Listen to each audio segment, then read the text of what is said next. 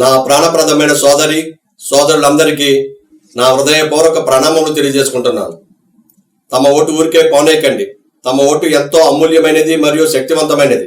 తమ ఓటు తమకు రాజ్యాంగబద్ధంగా దక్కాల్సిన హక్కులు దక్కనప్పుడు చట్టసభల్లో పోరాడి తమ హక్కులను సాధించగలదు. నా పేరు కట్టా వేణుగోపాలకృష్ణ, అడ్వకేట్, నర్సాపురం, పశ్చిమ గోదావరి జిల్లా. ఈ నెల ఫిబ్రవరి 27వ తేదీన జరగనున్న మన ఉమ్మడి తూర్పు, పశ్చిమ గోదావరి జిల్లాల పట్టభద్రుల ఎమ్మెల్సీ ఎన్నికల్లో పోటీ చేస్తున్నాను. మనల్ని శాసించే పార్టీలను యాచించడం నాకు ఇష్టం ఉండదు.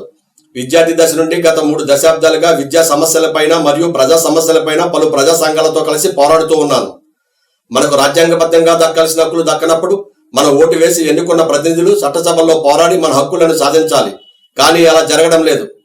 విత్తనం ఎంత నాణ్యమైనది మరియు విలువైనది అయినప్పటికీ చౌడు భూమిలో నాటితే అది నిరుపయోగమే అవుతుంది. అదేవిధంగా మన ఓటు ఎంత అమూల్యమైనది మరియు శక్తివంతమైనది అయినప్పటికీ హరించిపోతున్న మన హక్కులపై చట్టసభలో చలించలేని వ్యక్తులను మనం ఎన్నుకోవడం వలన మన ఓటు నిరుపయోగం అవుతూ ఉంది. అందువలనే మనం మన హక్కుల కొరకు న్యాయస్థానాన్ని ఆశ్రయించాల్సి వస్తూ ఉంది.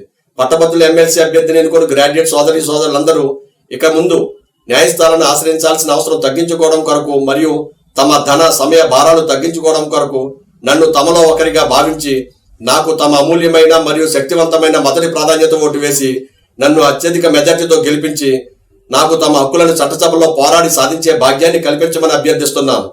పోరాడటం నా లక్షణం, నా ధర్మం. ధర్మం అంతరించిపోతున్నప్పుడు పోరాడటం అందరి ధర్మం.